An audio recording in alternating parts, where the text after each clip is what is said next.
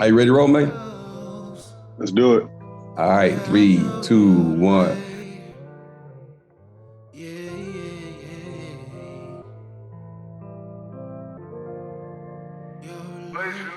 Baby, you know how it goes. It gets lonely in this bed alone. Pull up, pull up, pull up, pull up. Welcome back. Here we are with RK7. Here we go with your boy E. Everly and your boy G Money. Let's get into it straight away. And by the way, I see what you did, man. You know, you got the moisturizer back on the skin and stuff like that. You looking kind of regular.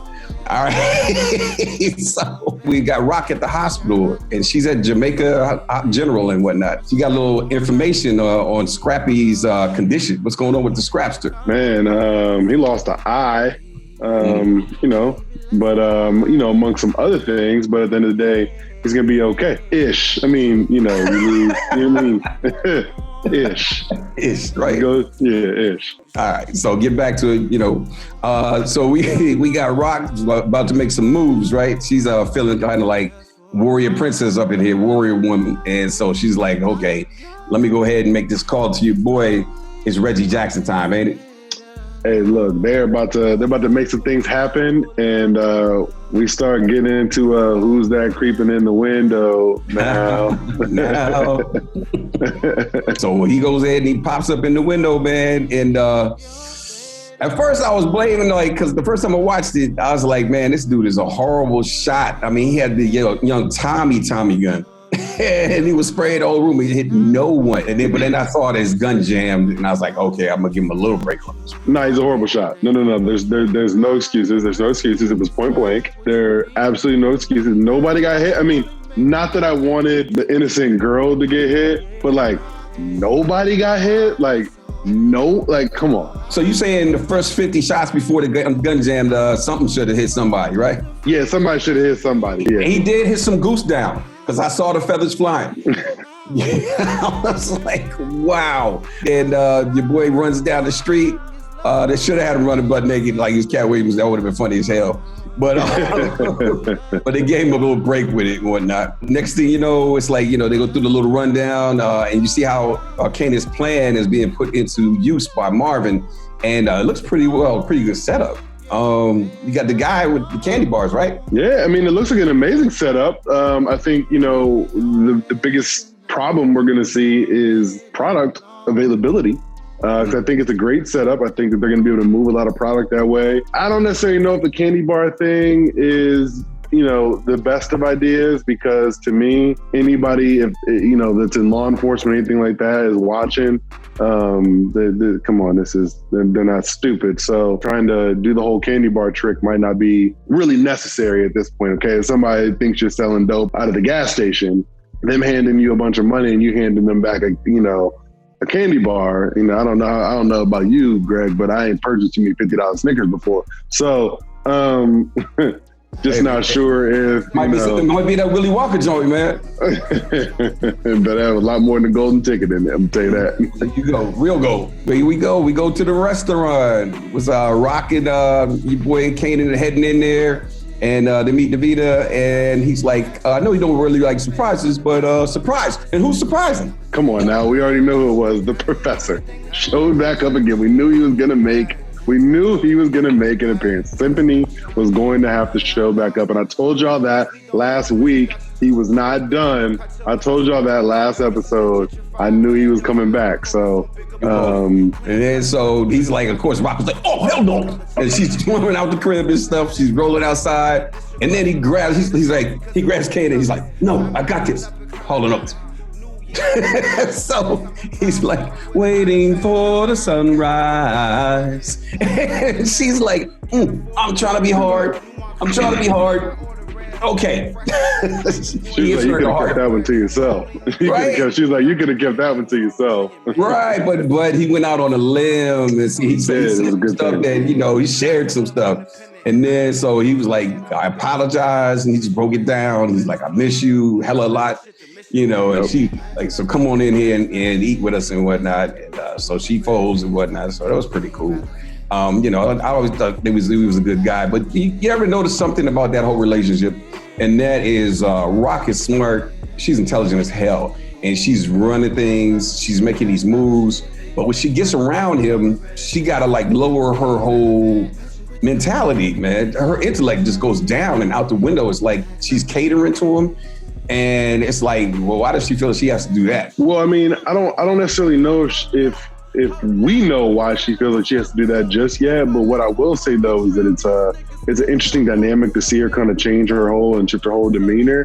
You know, she's even talked about kind of quote unquote getting out the game. So, you know, it'll be interesting to see what happens. Once again, I still don't trust Symphony and his intentions. And until I'm proven wrong, I'm going to ride with that theory. I rode with the theory that he wasn't done, and I was correct so far on that one. So I'm going to keep riding with this theory till somebody proves me wrong. That was funny though, man, when she was like, yo, Weston, where that Beatle dude got shot down.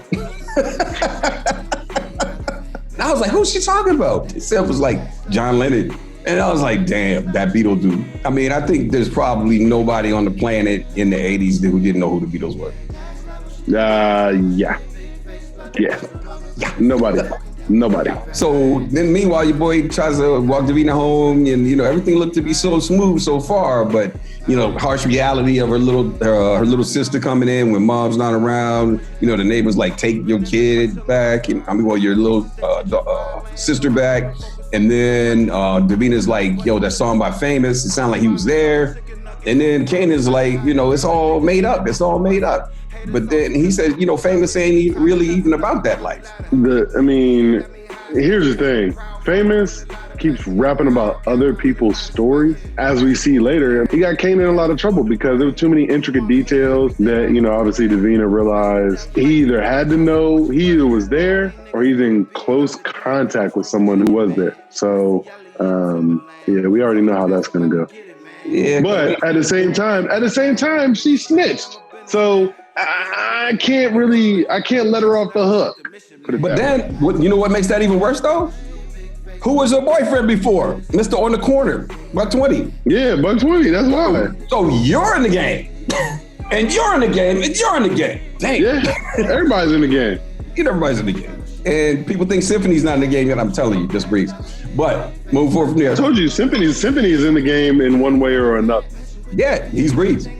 So move forward to the stash house. And then next thing you know, we moving stuff like hotcakes, but, you know, we run out of product. And then my man whips out the bag and he's like, oh, we got this Cindy Williams stuff. They cutting it up, you know, with upstate New York, man. And it's like the fiends are going crazy for it. Now, Cindy Williams, you know what that is? I do not, but I know what they were cutting it with. What was that? Cutting it with that fentanyl. There you go. Well, because I don't know if it was out in that form back then. Yeah, I mean, but they could have just been historically inaccurate with that. I mean, there's been some other historic inaccuracies in the series thus far, and especially when you're trying to take today's environment and then shift it back, you know, 30, 40 years. You know what I mean? You can mess around and get a couple of those historical inaccuracies, especially was fentanyl in tablet form or not in the 80s versus that it is today. You know, the only reason fentanyl's in the tablet form today is because the fake fentanyl is coming out of China. But that's neither here nor there. But it was definitely fentanyl that they were cutting that stuff with, because that's one of the only things that's going to instantly start to, if you mix it with too much, fentanyl will kill you in a heartbeat. But there's so many other drugs at that point in time that they could have been doing it with. I mean, those things are a little bit more readily available. Before we even got to that, though, I want to talk about the Cindy Williams tie-in. Okay, so you ever seen Mo Better Blues? Yes. All right, you know that fine ass sister in Mo Better Blues, and we certainly ain't talking about the one that looks like Spike Lee in drag. Okay, because for the first show, I mean the first couple movies she was in, I was like, is this Spike? But anyway, that's Cindy Williams, right? And she was also caught up with Bokeem Woodbine and a couple joints. Fine. Okay, so basically they're like, this is the heat right here. And so that's what they're using to compare it to. And then that's why they were like the Mo Better Blues. So I kind of hated that they made it so obvious by calling it Mo Better Blues. If they just stuck with Mo Better the entire time, then people would gradually start to come around and what it is. And, you know, people would have fun with it. You know what I mean? Yeah. Mo Better Blues. It's like, damn. So they go ahead and, you know, they're like, you know, you're a high school kid. What you talking about, the Kanan? And the Kanan is like, you know, I'm responsible for all this. I set up the expressway. I set up this and that. You know, I set up the candy bar situation. You know, I'm running this thing. So, you know, I'm going to cook. You big mistake. Massive mistake. What does he know about cooking and cutting? Damn near nothing. Well, Cat Williams said in that joke one day, he said, I don't know, it's baking soda water. I don't know the recipe. I'm just saying. Okay, like, that's about as much as he knows, okay? There you go. He put too much fentanyl in there. Eat it. Shut him down. Okay, so moving forward from there, we go ahead to, you know, the shop, the bodega, and Juliana's in there. And here we go. We start finally getting that connect. Because, like, you know, she's like, you know, when you chose me, you said you chose me when you knew my cousin back in the day. She said, well, I chose you because you're a woman and you understand how these guys hate us and all that stuff. So she's trying to create a bond and she's actually reaching out for help. You know what I mean? And so Rock is like, you know, okay, hook me up with your cousin. And then, so she was like, but if you ever need something, you just let me know. I was definitely picking up on, Rock was like, put me on with your cousin and I'll have your husband taken out of here. There it is. So it ain't that's what Rock was saying, yeah. Or at least pistol whip really bad. You ain't got to be a brain scientist or a rocket surgeon to figure that one out. He's got to be adjusted. Yeah. He's got to be adjusted. Turn the channel. So then we're over there and we got the situation with the fight game and we get to meet Joaquin. And Joaquin is apparently Juliana's cousin. He's like, you know, Juliana, with her choice in men, you know, I don't appreciate that. But for the most part, her intuition is spot on and she's put you down. Now, meanwhile, the comedy's happening back in the row behind because your boy Lulu is talking to Ray Guns and whatnot, who is the right-hand man, Latin right-hand man, because we already got a black right-hand man, Latin right-hand man to Joaquin. And he's like, I dig that song. Streets got a body. 1, 2, 3. We got the Colombian count out this mug. He was killing me right quick. But yeah, so in other words, they're getting together on the top levels and they're getting together on the under levels. Nothing but good right there as far as the, you know, doing business for in the future with that stuff. Meanwhile, your girl Juke is, you know, kicking it with Nicole. You know, they're getting closer and closer. They're getting ready to have this sneak me into a ball type moment and whatnot. Juke is trying on all these outfits. She eventually settles on the Michael Jackson stuff and starts popping in the mirror. I was like, oh, she got the head going on, the little moonwalk of 2 feet.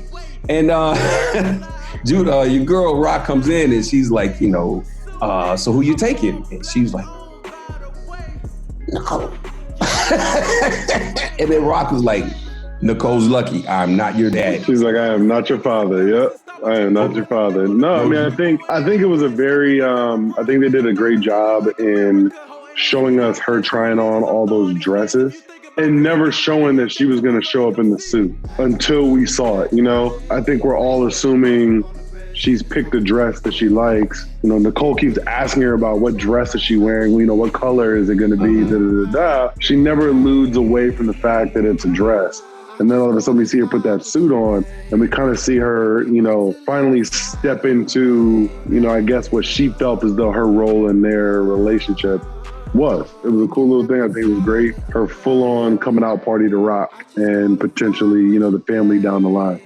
There you go. So let's not skip over the most important part of their earlier rendezvous when they're talking about what you got, you know, what you're going to wear and all this stuff when they're in the park. Basically, before that even happened, Duke ran up against Kanan. Now, if you notice later on, she's telling Nicole that she's out of the boosting game. Well, personally, I thought that was a little bit of error right there in script writing because didn't she tell her that a couple of episodes ago after she gave her the jacket? That's what I thought. But now she actually has an out because when she's like, Kanan, I need somewhere to dress. And he's like, oh, take the keys. And then daps her up with the tester. Mm-hmm. So that's going to be her next exit. That's going to be her next move, her business move. She's going to get down with Kanan and the crew.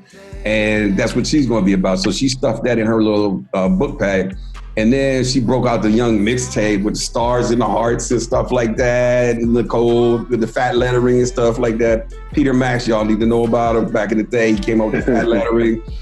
So he was like, she gave it to him and she's like, oh man. And then she had a little secret card with her little sparkles on it. And she was stuffing it in Juke's bag while Juke was going to get her a pretzel. And what did she find in Juke's bag? I got a couple things. First things first, I love pretzels to death, but if somebody ever asked me to go get them a warm pretzel, and I know I have something in my bag I don't need them to gain access to going forward, I would never allow that to happen. But what I will say, though, is that, she went to go get that pretzel for her, and she found that blue cat. Has she not smoked that crack mixed with the weed at the showcase, has she not done that then, I don't think she would have been nearly as intrigued by that after the fact. I mean... You would have just been worried about Juke. Yep. So, because crack, oh my God. But that's also why I think Juke made the statement of, I'm out of the boosting game, right? Because although she said she was out of it before, when she's also talking about, I'm buying a dress or something like that, I feel like she knew that Nicole might think that it was stolen or something like that. And so she wanted to make sure and reiterate. I don't know if it was necessarily a writing error. I think it was more of like a reiteration of, I told you I'm out of the boosting game. I'm out of the boosting game. Yeah, I guess. Yeah, I just thought that she was kind of introducing it like it was a whole new thing. And I was like, nah, it's not. We already been there before she even had an out. I don't think she was even thinking about joining Kanan's team until all this stuff started. I don't think she was either. So there we go. We got the little rendezvous in Lamont's diner. Okay, so he's out. He's your boy Lou is up in there. He's purchasing his club sandwich, and somebody else slams down the money to pay for it. And who's this? Me. And who else? And his right hand that right hand man that he just tried to shoot up a minute ago. So your boy is shooting his shots, and here's the deal. He was actually selling himself and selling the whole idea of coming over to the team. Like, I understand you got these side hustles with the music. I think that's great. Oh man, I was like, wow, that's a lot of ass kicking and a lot of you know what I mean? Yeah. It's a lot, man, lots. Yeah. You know what I mean? It was like clean up aisle 6. And so, come on over to the team. And he's like, you gotta come on over. And he said, I know it's your sister. And he's like, no, it's not really it. And he's like, I just don't get down with bitch niggas. Like you and your man pussy eat over there. I was just about to say that. He's like, I don't get down with bitch ass niggas. First of all, I think we all know in the black community, if you call somebody a BAN, it's a problem. It's a rap. Like, it's a super rap. But then not only to call him a bitch ass nigga, then says, or your man over here, he's a pussy eater. That was because now he confirmed. I was the dude who's shooting at you. Yeah, I was the dude who's shooting at you. And then your boy had to like hold it down and whatnot. And it's like, okay, time to go. Thanks for the sandwich. He rolled out of there. So man, I was just tripped out. And then meanwhile, we got a little side with Rock making up with your boy Symphony. And that's how those relationships go, man. Nobody's ever 100% right in some stuff. And the person apologizes and then the other person tries to look inside themselves and try to figure out what they did wrong. Or you got two assholes. We don't have two assholes in this, so that was a good move. So then we're moving forward, man, and we're in Nicole's room, and oh my God. So her mom is number one trying to sell her down the heterosexuality river by pretty much telling her that she could go ahead and screw this dude, just don't get pregnant. And yeah, I mean, you can't get pregnant with gay sex. So she's like, you are not a lesbian. Yeah, I think we, you're kind of seeing a little bit of definitely the mentality back then, and even further today. The mentality of certain individuals today, but especially in the beginning, she was like, well, She's like, I don't want this for my daughter, so I'm going to make sure that I at least try to expose her to something else, even though it was the wrong path. I mean, why would a mother be just trying to sell her daughter down the aisle to, sleep with this guy she didn't even know? I mean, random. This random guy that they picked essentially for her to to go to this dance with. And I thought it was kind of cool that they didn't show him. There was no need to show him. There was no need for him to ever be a part of it. You know, it was going to end long before he ever came in the picture anyway. I mean, but she's pressured, and she's pressured in so many ways. I mean, she's pressured about, you know, her homosexuality. She's pressured also with going downstairs and dealing with this Bama and taking pictures and being fake. She's pressured the fact that she has to go ahead and do this in order to fool everybody so she can get away to see her one true love. You know, all this pressure, and then she whips out the tape and she's listening to the tape.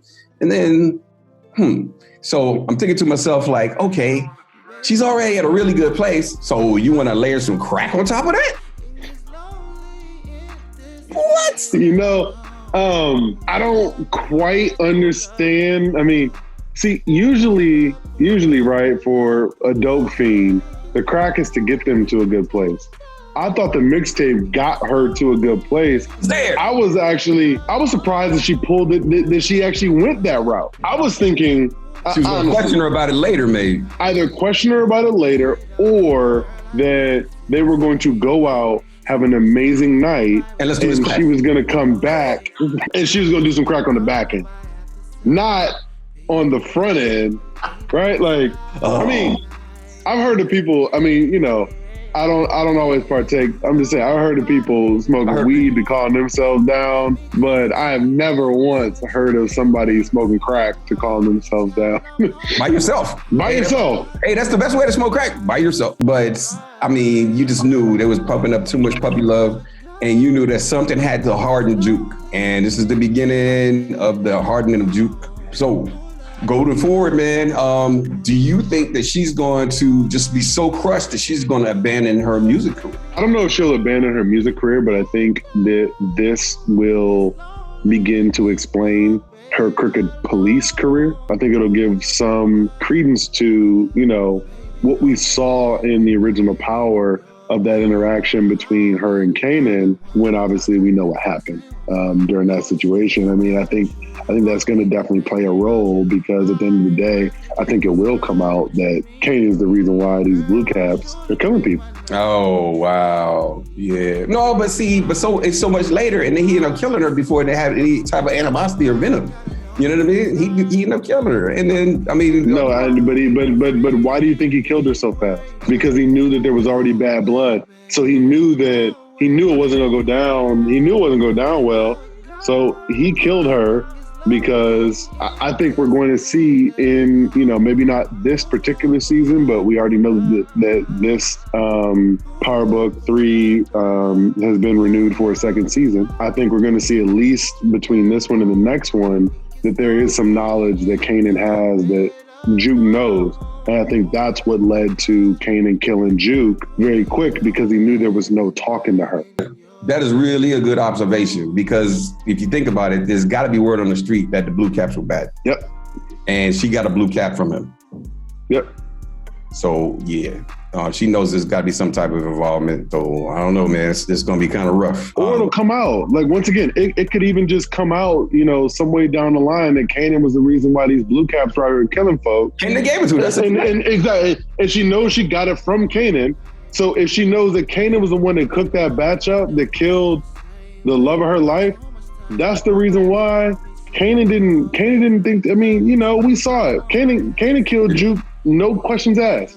But I think that's because he got a new son. I think, you know, he was like, Sean, like, you know, just like totally abandoned him for Ghost, and he took Ghost's son over to his side, over to the dark side. And I think he was like, nobody's taking my son.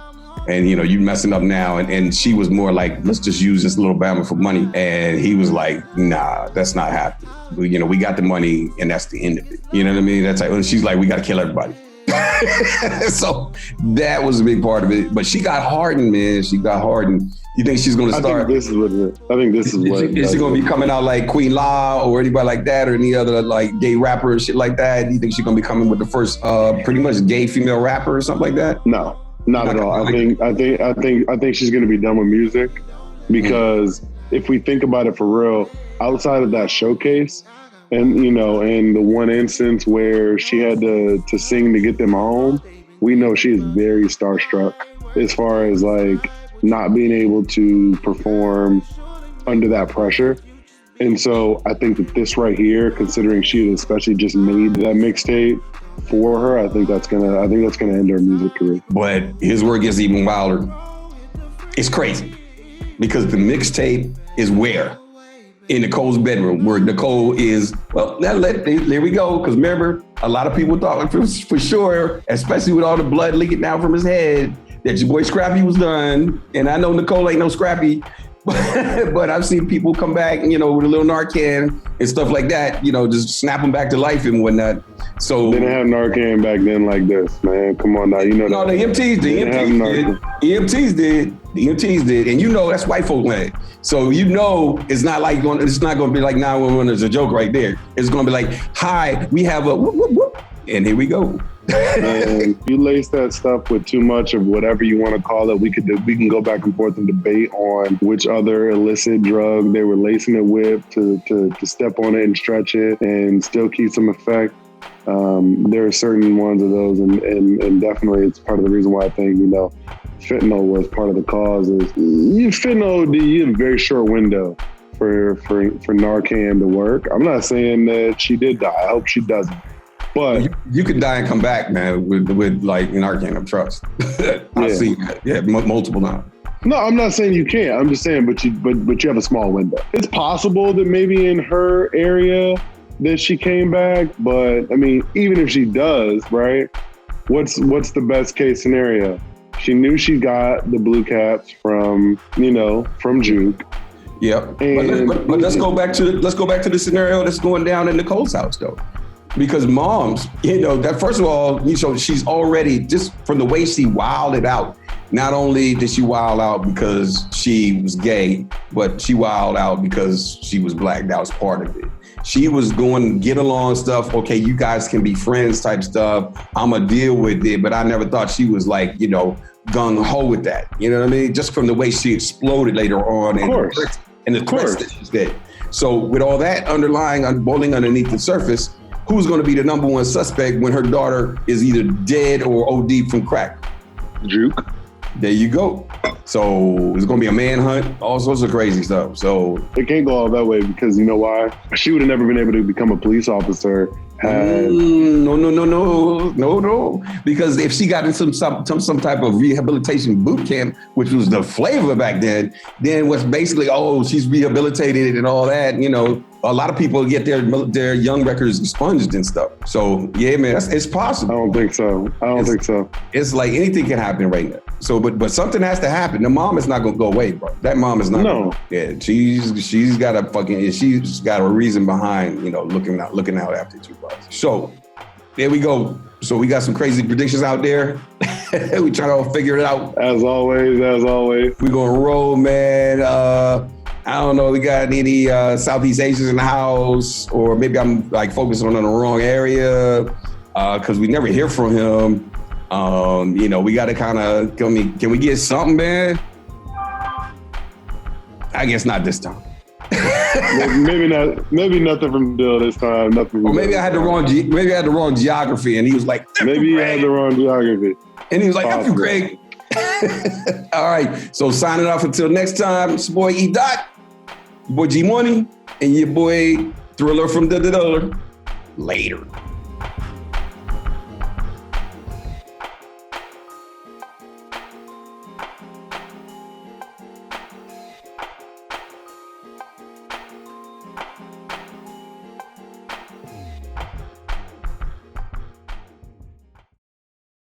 When he was bred in these streets. God bless you. Sorry. All right, man. So get all the COVID. It's not COVID. I swear it's not COVID. Get the COVID off the screen. Get the COVID off the screen. I got a negative COVID test. We're good. He's isolated. All right, he's in that little box right there. There he is. Okay. She's even talked about kind of quote unquote getting out the game. So it's just interesting. Yo, is that a possum in the background? No, it's my dog. Oh, my bad. All right, go ahead. It's my dog. He's about the size of a possum.